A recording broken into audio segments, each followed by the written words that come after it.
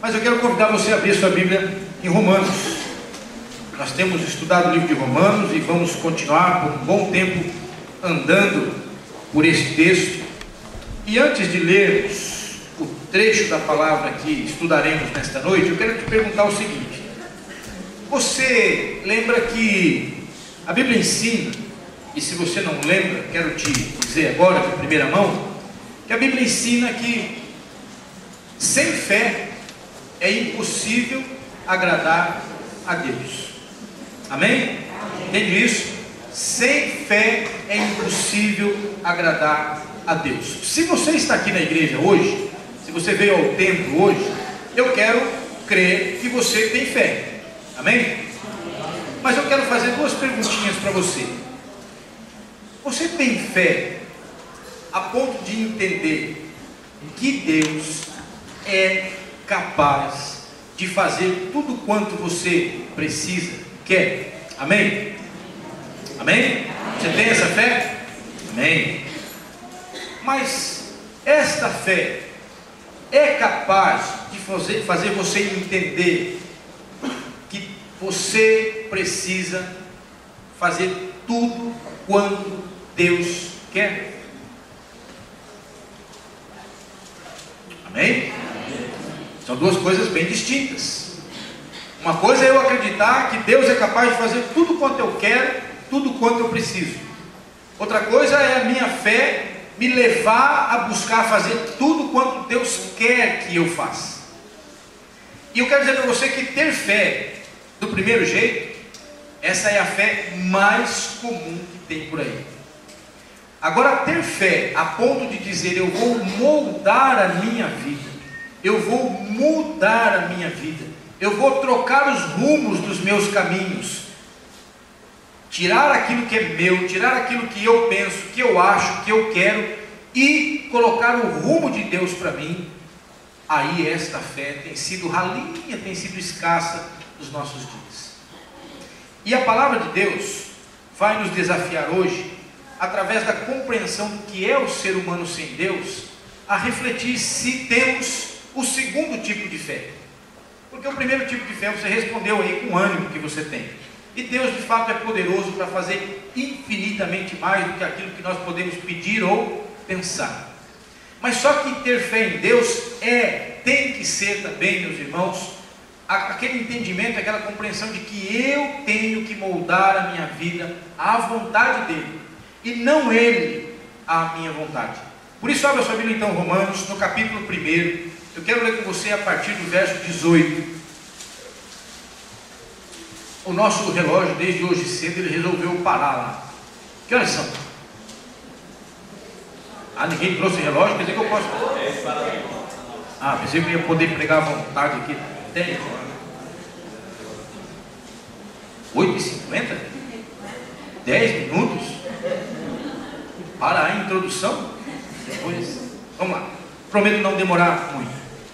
Amém? Romanos 1, a partir do verso 18, Paulo diz assim: do céu se manifesta a ira de Deus sobre toda a impiedade e injustiça dos homens, que detêm a verdade pela injustiça, visto que o que de Deus se pode conhecer, neles se manifesta, porque Deus lhes manifestou. Pois os atributos invisíveis de Deus, desde a criação do mundo, tanto o seu eterno poder como a sua divindade, se entendem e claramente se veem pelas coisas que foram criadas, de modo que eles são indesculpáveis. Pois, tendo conhecido a Deus, não glorificaram como Deus, nem lhe deram graças. Antes, os seus raciocínios se tornaram fúteis, e seus corações insensatos se obscureceram. Dizendo-se sábios, tornaram-se loucos, e mudaram a glória do Deus incorruptível em semelhança da imagem do homem corruptível, bem como de aves, quadrúpedes e répteis, pelo que Deus os entregou às concupiscências dos seus corações, à imundícia, para desonrarem seus corpos entre si. Mudaram a verdade de Deus em mentira, e honraram e serviram a criatura em lugar do Criador, que é bendito eternamente. Amém. Amém? Pelo que Deus os abandonou às paixões infames, até as suas mulheres mudaram o uso natural, no contrário à natureza. Semelhantemente também os homens, deixando o uso natural da mulher, inflamaram-se em sua sensualidade uns para com os outros, homem com homem, cometendo torpeza e recebendo em si mesmos a penalidade devida a seu erro. E como eles não se importaram em ter conhecimento de Deus, Ele os entregou a um sentimento pervertido, para fazerem coisas inconvenientes. Estão cheios de toda iniquidade, prostituição, malícia, avareza, maldade, inveja, homicídio, contenda, engano e malignidade. São murmuradores, detratores, aborrecedores de Deus, injuriadores, soberbos, presunçosos, inventores de males, desobedientes aos pais e às mães. São nécios, infiéis nos contratos, sem afeição natural, irreconciliáveis, sem misericórdia. Embora tenham conhecimento da justiça de Deus, que são dignos de morte os que tais coisas praticam, não somente as fazem, mas também aprovam os que as praticam. Amém? Que texto, né? Que coisa estranha. Talvez você diga assim: ih, pastor, não tem outro texto não para ler no culto? Sabe por que eu estou lendo esse texto? Porque eu não posso pular pedaços de uma carta. Nós estamos lendo uma carta que o apóstolo Paulo escreveu aos crentes de Roma. E só para situar você de novo, a igreja de Roma, ela muito provavelmente, mas com quase certeza absoluta, os estudiosos afirmam que ela se iniciou a partir de pessoas convertidas na cidade de Jerusalém, naquele episódio que está relatado lá em Atos capítulo 2. Atos diz que havia em Jerusalém naquele dia homens e mulheres de todos os lugares daquela região conhecida à época. Jerusalém era um grande centro, uma passagem muito boa e um centro comercial para a época. E o Espírito Santo de Deus vem sobre a igreja e eles pregam de uma forma extraordinária, de uma forma contundente, e muitas pessoas, milhares de pessoas se convertem naquele momento. Destas pessoas convertidas, muitas delas ou eram de Roma e voltaram para lá, ou acabaram indo para Roma. O fato é que a igreja surge em Roma, cria corpo em Roma, e o que é mais legal dessa história, como nós já estudamos esses dias, começa a dar um bom testemunho, a ponto de a fama deles no Evangelho se espalhar pelos lugares. E chegou até o apóstolo Paulo o conhecimento, a informação de que, olha, a fé daquele povo lá em Roma realmente ia muito bem. Mas como nem tudo são flores, mas como nem toda a igreja é boa que nem essa nossa aqui, como nem toda a igreja é perfeita como esta aqui, os cristãos de Roma começaram a enfrentar dificuldades entre os tais judeus, e agora convertidos ao cristianismo, e os tais gentios, ou o povo que não é povo de Deus, o povo que não é judeu, segundo a lei, segundo o Velho Testamento. E essa confusão começa a acontecer. O apóstolo Paulo, que era cidadão romano, não por nascimento, porque era judeu, mas por ter cidadania romana comprada por seu pai, ele tem um sonho de conhecer a capital do império. Então para ele era muito legal a ideia de visitar Roma um dia. E ele já está aqui adiantado na sua vida missionária, na sua vida de ministério, no final da sua terceira viagem missionária. O desejo do coração dele já há bastante tempo era ir a Roma.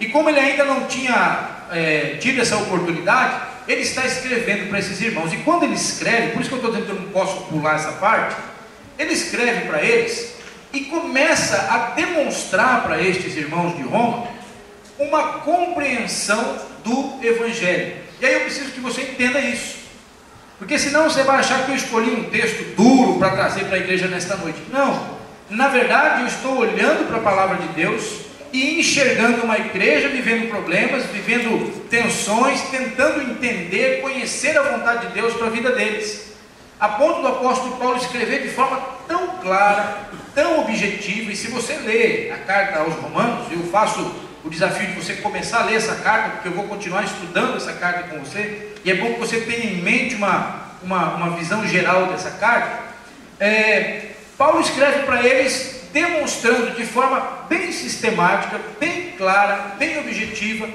todo o projeto de Deus para a vida do ser humano. Só que não tem como falar do projeto de Deus para a vida do ser humano sem falar da condição em que o ser humano se encontra.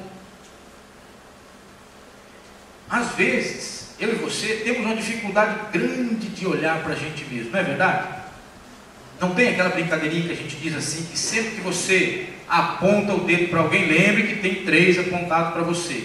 Mas a gente nunca lembra, e se a gente lembra, a gente quer esquecer rapidinho, não é verdade? E a gente quer enfatizar o que está apontado para o outro. Mas vamos convir aqui que quando a gente resolve lembrar destes 3 dedinhos, e a gente começa a olhar para nós mesmos, nós vamos sim enxergar muitas áreas da nossa vida, muitas maneiras que temos, muitos sentimentos que carregamos, muitas opiniões que defendemos, que, sinceramente, elas precisam ser revistas. Só que isso dá trabalho para a gente, por isso que a gente não gosta de lembrar desses 3 dedos. A gente gosta de enxergar aquilo que está longe, mas a gente tem dificuldade de olhar para nós mesmos. A gente gosta de ver o colega do banco. A gente gosta de ir para a igreja e ficar pensando assim, Senhor, ainda bem que o fulano veio hoje, que agora o Senhor vai falar para ele. Ou então a gente gosta de dizer assim, ai Deus, que pena que a ciclana não veio hoje, porque hoje a mensagem era para ela. Mas a gente tem dificuldade de dizer, Senhor, obrigado porque o Senhor me trouxe hoje aqui para falar comigo. Porque eu é que preciso ouvir a palavra de Deus. Eu, em primeiro lugar, é que tenho que ser transformado, e o princípio de Deus é sempre de dentro para fora. Porque o que é de fora, por definição, já é exterior. Mas o que vem de dentro é o que é verdadeiro. O que vem de dentro é o que de fato é capaz de fazer diferença na minha vida. Aí é aquela ideia da pedrinha que cai lá na lagoa e vai fazendo aquela ondinha que vai até as bordas. É exatamente assim que Deus enxerga a palavra dele caindo no nosso coração. Ela bate, ela cria um movimento, e esse movimento vai se expandindo e tomando conta de toda a nossa vida. Às vezes o que vem de fora, o testemunho dos outros, nem sempre faz tanta diferença assim na vida da gente. E aí, nesse trecho da carta, o apóstolo Paulo se ocupa em começar a descrever para eles, de forma muito clara, como nós vimos aqui, como é feio um homem e uma mulher que vive sem Deus. Só que não é apenas viver sem Deus.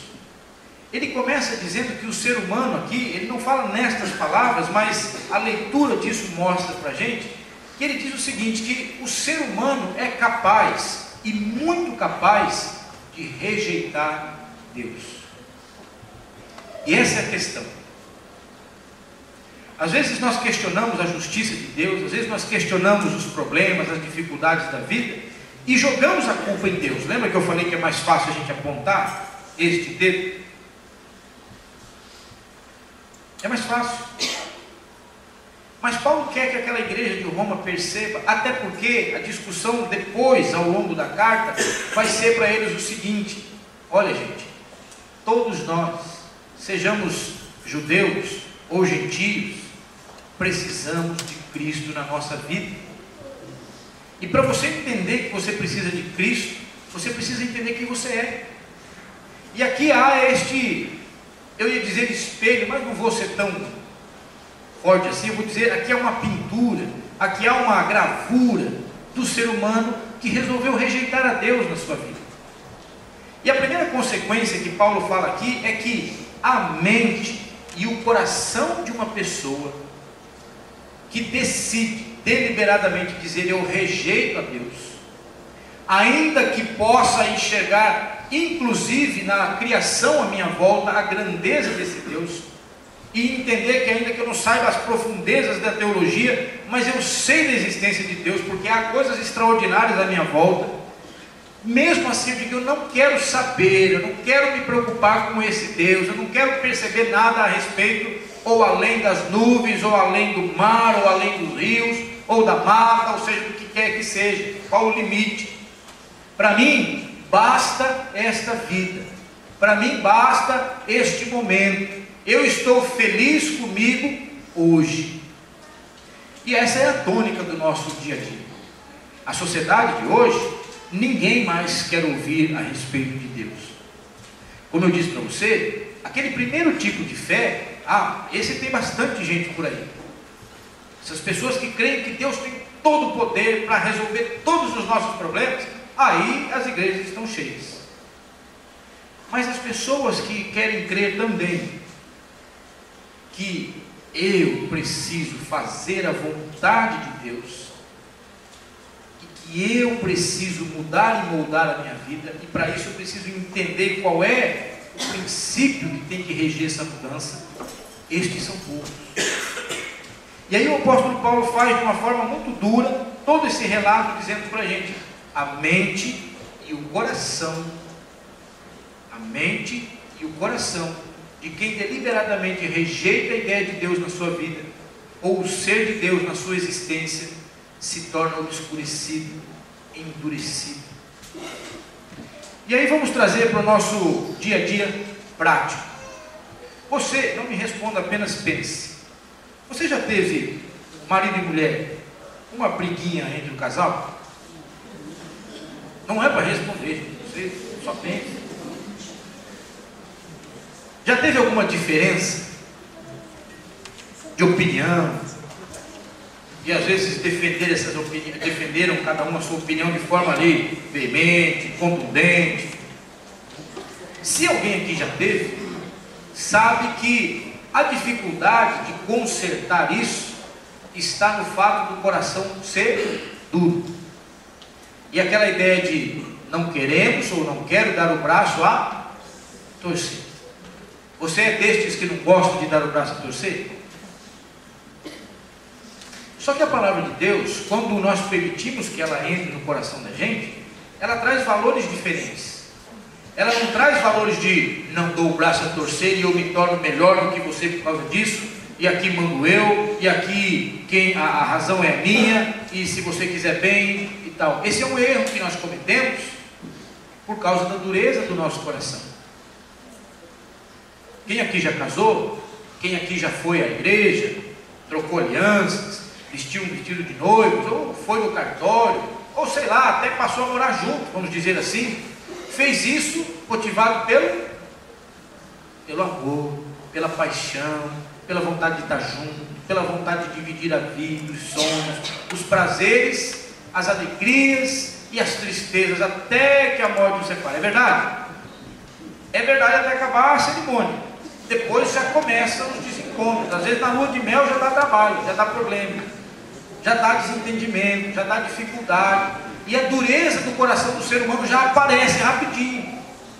Então eu estou mostrando alguns exemplos para você que não são tão agressivos quanto prostituição, quanto uma mulher.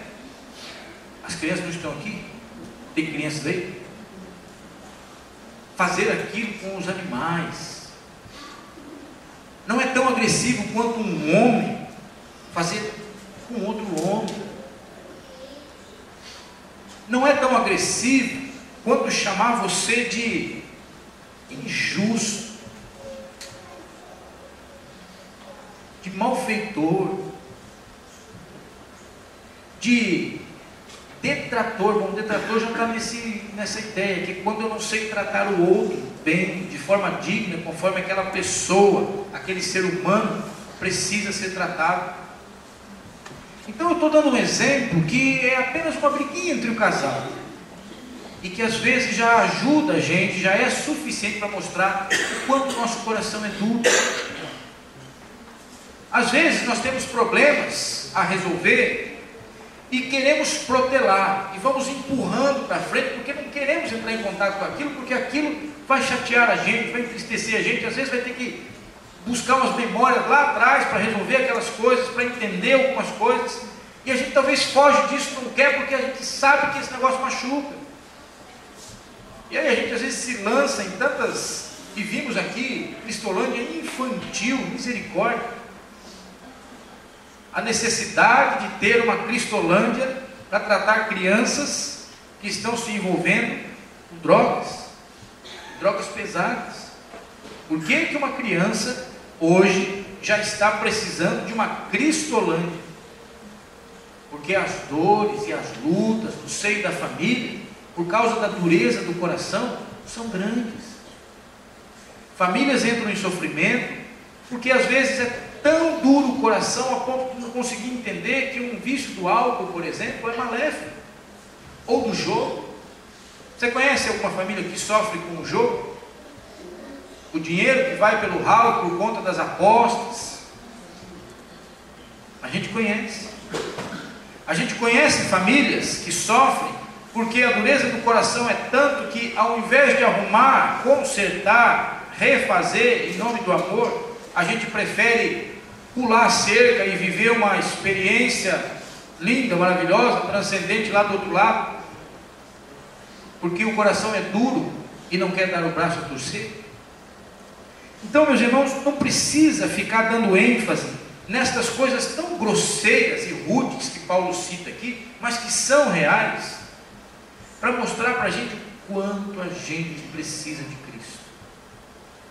Mas o coração é tão duro que até para entender isso é difícil. Então eu queria que você levasse hoje para a sua casa esta compreensão da palavra de Deus. Todo ser humano que rejeita a Deus na sua vida demonstra isso a partir da dureza do seu coração. E sabe, irmãos, hoje ainda falei lá na classe dos primeiros passos, né? Aliás, eu digo que você que tem frequentado a igreja, ainda não é membro dessa igreja, ou se já é batizado e está pensando em ser membro aqui, ou se não é batizado e está querendo conhecer mais da palavra de Deus, vem para a gente na classe, todo domingo às 18 horas a gente está ali falando das bases, falando do entendimento primeiro que a gente precisa ter a respeito de Cristo, da salvação, do mundo, da palavra de Deus, quem é Deus. Então você é convidado. E hoje eu disse ali na classe, eu disse assim, estamos aqui vestidinhos de crentes. E eu ainda brinquei com eles, falei, eu estou mais vestidinho de crente do que vocês, porque eu estou de gravatinho. Mas se eu fosse um crente muito bom, eu estaria de terno. É como eu sou mais ou menos, então eu só venho de gravata. Se vestir de crente, botar uma panca de crente, é fácil. Só que a roupa não define o seu cristianismo. O que define o seu cristianismo é o quanto o seu coração é maleável ao Senhor, ou o quanto o seu coração é endurecido para as coisas de Deus. O que define se você é cristão ou não é quantas vezes você vai à igreja ao mês. O que define o seu coração é o quanto da palavra de Deus transforma você a cada dia. O que define você como cristão não é quantas vezes você já leu a Bíblia de capa a capa, mas quantas vezes cada versículo que você já leu gerou uma transformação de atitude, de mente em você. Então, meus irmãos, ser cristão não é pertencer apenas a uma igreja, mas ser cristão é permitir que Deus transforme a gente de um ser humano feio como esse que está relatado aqui, que faz coisas feias, coisas que são reprováveis de pronto pela gente. Mas nós vamos continuar lendo depois, estudando depois do capítulo 2, vou só dar uma dica para você. Diz que essas coisas são feias, reprováveis. Aí Paulo começa o capítulo 2 dizendo assim: portanto, és inexcusável quando julgas, ó homem, quem quer que sejas, pois tu que condenas a ti mesmo naquilo em que julgas a outro, por que tu julgas se faz o mesmo? Então, não é o assunto de hoje, de outro dia. Mas o que eu quero que você entenda é: como vai o seu coração? Se você pudesse tocar nele agora, você sentiria um coraçãozinho de pedra, onde a palavra de Deus não faz efeito? Ou você sentiria um coraçãozinho bem humano, do jeito que Deus criou, um coração sensível, um coração que ouve a voz de Deus e diz: esta é a vontade de Deus, boa, perfeita e agradável para mim. Porque o coração de pedra é aquele que crê apenas com o primeiro tipo de fé. Deus pode fazer tremer céus e terra para abençoar a minha vida. Deus vai me fazer um vitorioso. Ele vai, mas a vitória começa de dentro para fora. Porque a primeira vitória que Deus quer celebrar na vida da gente é a vitória de nós mesmos contra nós mesmos. Você entende? Deus quer primeiro transformar você, para depois transformar o mundo que está à sua volta. Porque você será um instrumento de Deus para isso. Porque Ele enxerga a gente assim. E os cristãos em Roma perderam isso de vista e começaram a discutir por coisas que não era o foco. Então o apóstolo Paulo agora fala: gente, vamos olhar para dentro de nós mesmos. Gente, vamos enxergar que se não for o Senhor na vida da gente, ai. Quer ver como isso era muito forte na mente dele? Vai lá para o capítulo 6 de Romanos. Perdão, 7. No verso 24. Nós vamos chegar em tempo oportuno nesse versículo para estudar melhor. Mas eu só quero que você entenda o coração e o sentimento deste homem diante de Deus, quando falava sobre essa feiura do ser humano sem Deus para os crentes de Roma. Ele diz assim no 7,24: miserável homem que sou, quem me livrará do corpo desta morte? Não tem como entender Cristo, não tem como entender o amor de Deus, não tem como saber a salvação que está proposta para a gente, se nós não tivermos a dimensão clara de que quando eu rejeito a Deus, eu me torno duro de coração, obscurecido de mente e, na verdade, morto espiritualmente. Ando bonito, bem vestido, cheirosinho por aí, mas eu estou morto por dentro, porque uma pedra não vive, um coração de pedra não bate, uma mente embrutecida não raciocina, não compreende, não aceita, não se submete, não pede perdão, não avalia, não reavalia, não muda de estratégia, é sempre aquela dureza, é sempre aquilo, está sofrendo, está dando dor de cabeça, está batendo a cabeça, mas não, é assim, eu sou assim, e ninguém me muda. Por quê? Porque está sem Deus. Pode até crer que Deus é capaz de fazer grandes coisas, pode ter certeza disso, mas não é capaz de crer tem uma vontade de Deus que eu preciso descobrir e viver.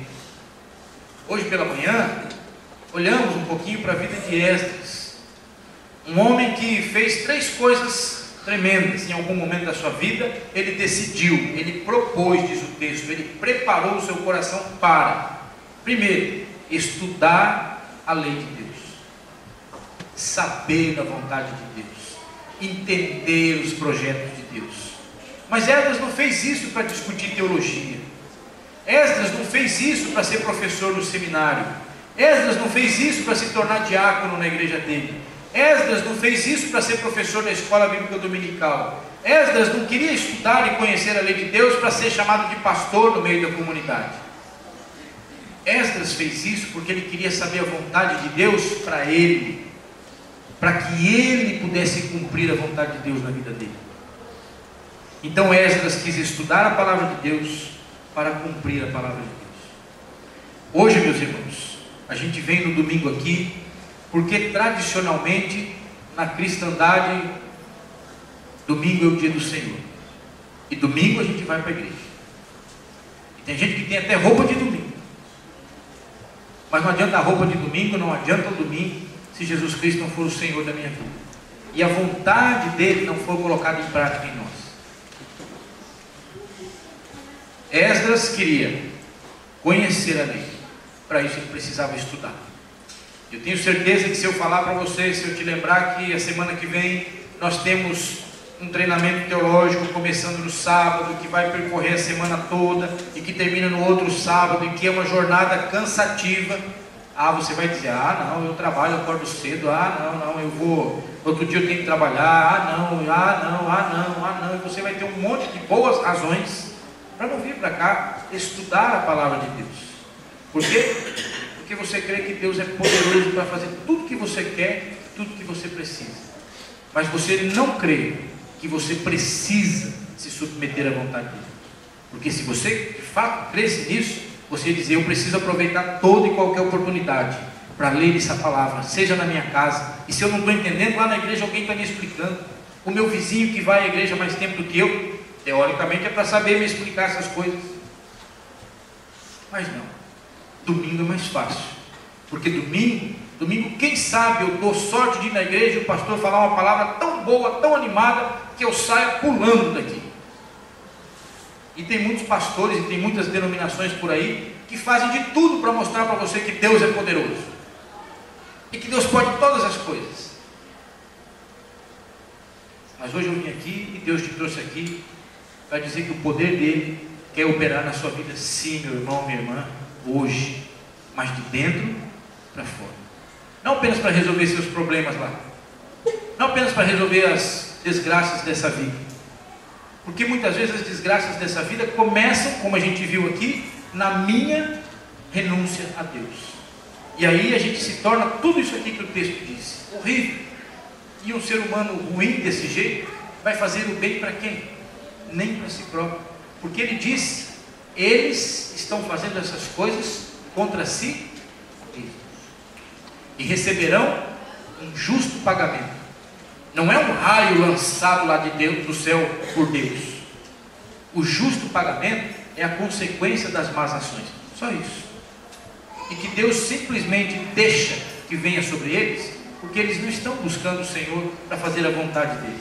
Estão buscando a Deus para fazer a sua própria vontade.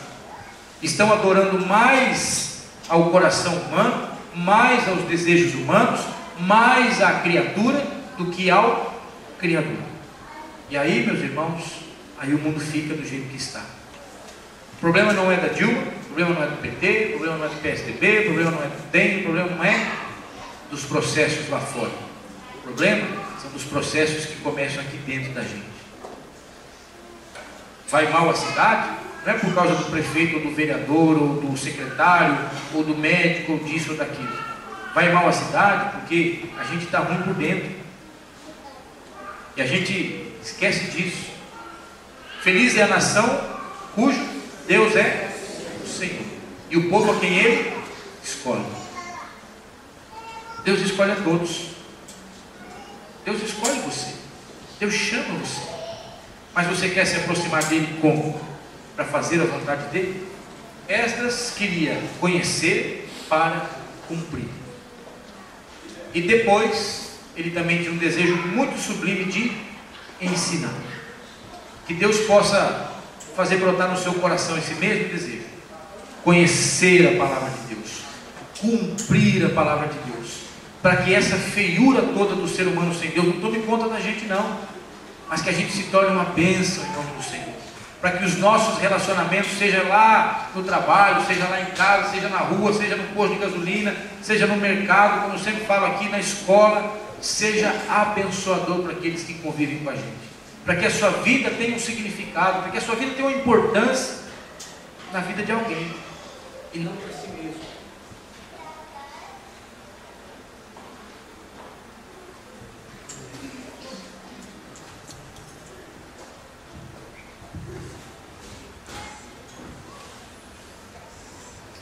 E a sua vida adquira significado para que você seja uma bênção, para que você seja um instrumento. Repito, irmãos, cristianismo sem ministério, sem ação proativa para o reino, para a glória de Deus, não é cristianismo. Nunca foi, nem será. Cristianismo é gente que quer fazer a vontade de Deus. Cristianismo é gente que entende e crê que Deus tem a vontade certa, o plano certo para a minha vida. Ser cristão é submeter-se a esta vontade e não inventar as próprias vontades e não dar vazão simplesmente às próprias vontades, achando que Deus irá após mim só porque eu fui na reunião de oração, só porque não. Deus irá com você. Deus acampará os anjos dele ao teu redor. Deus moverá céus e terra, se você entender que você é um miserável, que você precisa dele, porque se não for ele, você está perdido. E Paulo diz isso: eu sou um miserável, quem me livrará do corpo dessa morte? Aí na sequência do verso ele diz assim, leia lá comigo, por gentileza: dou graças a Deus por Jesus Cristo, nosso Senhor, de sorte que eu mesmo, com entendimento, sirvo a lei de Deus, mas com a carne, a lei do pecado. Ele sabe que a carne pela carne, o coração pelo coração, vive em pecado. Se você soltar, não vai dar coisa boa. Você precisa cuidar-se na presença de Deus. Você precisa aplicar-se num compromisso sério e verdadeiro com o Senhor. Amém? Feche os seus olhos e ore ao Senhor nessa hora. E responda para Ele que tipo de fé você tem. Mas para Ele, não para mim. Você tem fé o suficiente para entender que a vontade de Deus precisa ser feita na sua vida? Você tem fé o suficiente para entender que a obra que Deus tem para fazer nesse mundo começa dentro do seu coração? Dentro da sua história? Dentro dos seus sentimentos e pensamentos? Essa é o tipo de fé que você tem? Este é o tipo de fé que você tem?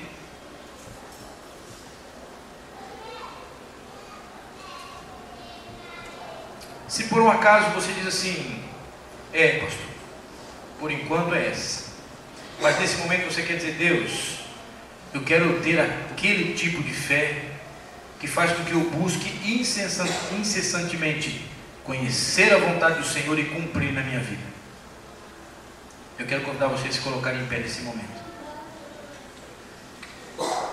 Talvez você tenha já esse tipo de fé, você fala, Senhor, eu preciso aumentar.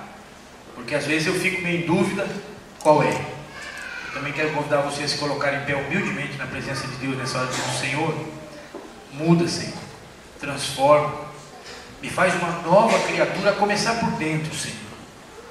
Eu não quero ser feio, eu não quero ser escravo desses desejos e dessas ações tão ruins como a gente leu aqui.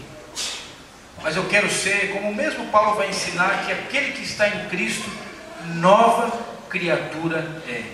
As coisas velhas, por piores que elas tenham sido, elas são renovadas, elas são, na verdade, tiradas da sua vida, e uma nova vida, de uma qualidade diferente, superior, brota a partir do seu coração, e isso impacta a sua vida, os seus sentimentos, as suas atitudes, e depois fará uma grande diferença naquele que está à sua volta.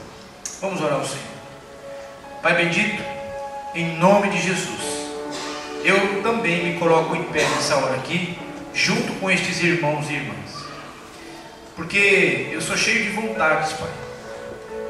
Acho que sei um monte de coisas, e muitas vezes me torno endurecido na presença do Senhor, e muitas vezes não sei agir segundo a vontade do Senhor. Muitas vezes eu até sei, mas eu tenho preferido agir segundo a vontade do meu coração. Tenha misericórdia da minha vida, Senhor. Tenha misericórdia destes que estão em pé nessa hora, Jesus, clamando pela transformação que vem de dentro, Pai. Ó Deus, transforma, Senhor, o nosso coração, a nossa mente. Nós somos livres na presença do Senhor. Nós somos donos da nossa vida. O Senhor nos criou e entregou esta vida nas nossas mãos. E agora nós estamos abrindo o nosso coração e dizendo, Senhor, entra aqui com a Tua palavra. Habita, Senhor, no centro da nossa vida. Habita no centro das nossas emoções e vontades, que é o nosso coração. E que a habitação do Senhor ali seja tão forte que vá causando uma transformação de dentro para fora, e logo alcança a nossa mente, Pai, e vai transformando a nossa maneira de enxergar as coisas, as pessoas e nós mesmos. Deus, às vezes precisamos nessa hora enxergar a nós mesmos de uma forma diferente, da forma como o Senhor enxerga, não conforme as experiências da vida nos mostram. Às vezes estamos aqui com dificuldade de perdoar a nós mesmos, Pai, mas precisamos entender que o Senhor, que é perfeito, nos perdoa e quer, ó Deus, limpar, consertar, ajeitar o nosso jeito de vida para ficarmos parecidos cada vez mais com o Senhor, com a santidade que o Senhor tem, com a moral que o Senhor tem, com o caráter que o Senhor tem, porque essa é a vontade do Senhor para nós. Nós confessamos aqui, nós que estamos em pé nessa hora, que nem sempre temos sido assim, porque temos permitido muito mais que a nossa mente endurecida, o nosso coração às vezes endurecido também, faz com que a gente fique longe do Senhor. Pai querido, perdoa, Senhor, e ajude-nos, Deus, a andar sempre na Tua presença. Talvez hajam pessoas aqui, Pai, que nunca tenham dito para o Senhor ainda: seja Senhor e Salvador da minha vida.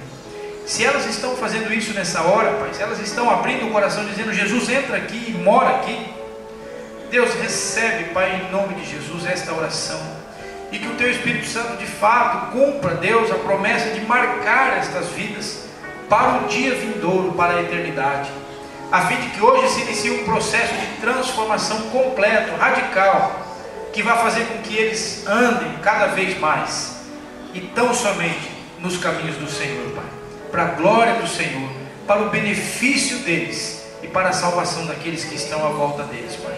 Obrigado por esta hora, obrigado por este culto, obrigado pela obra missionária que temos podido fazer como igreja, Pai. Mesmo, Deus, lutando contra nós mesmos, estamos enxergando que há pessoas que precisam do Senhor também. Por isso investimos no campo missionário, nas famílias missionárias, na vida de missionários, em projetos sociais, para que o nome do Senhor seja proclamado, conhecido, e possa, Deus, fazer também morada no coração de tanta gente que está distante de nós, mas que sofre e que precisa do Senhor, do bálsamo do Senhor, e de, como cantamos aqui, aprender a confiar no Senhor. O único trabalho que devemos ter sobre nós é confiar de que a vontade do Senhor é boa, perfeita e agradável. Obrigado porque nós oramos, Senhor, por aqueles que trabalharam e estão trabalhando aqui, porque estamos entendendo e exercitando a compreensão de que as pessoas são mais importantes do que as coisas, e que a vida deles importa mais para nós, deve importar para nós, do que a obra que eles realizam aqui. Por isso, mais uma vez, nós clamamos pela vida deles, onde quer que estejam nessa hora. Abençoa-os, Pai, com bondade, com misericórdia, com socorro nas suas necessidades, a fim de que enxerguem o Senhor na vida deles e vivam para o Senhor também. Pai querido, abençoa, Senhor, esta igreja que vai sair ao longo desta semana e precisa crer no Senhor, porque serão tantas as vontades do coração e as tentações que virão, mas que esta igreja, Pai, durante esta semana escolha tão somente cumprir a vontade do Senhor, porque assim bendiremos o Teu nome, assim de fato louvaremos ao Senhor, não apenas em canções fáceis de cantar no templo, mas numa vida que adora ao Senhor em toda e qualquer circunstância, e que não arreda o pé de buscar, conhecer e cumprir a vontade do Senhor, e ensinar a vontade do Senhor também. Muito obrigado nesta hora, em nome de Jesus, Senhor. Amém.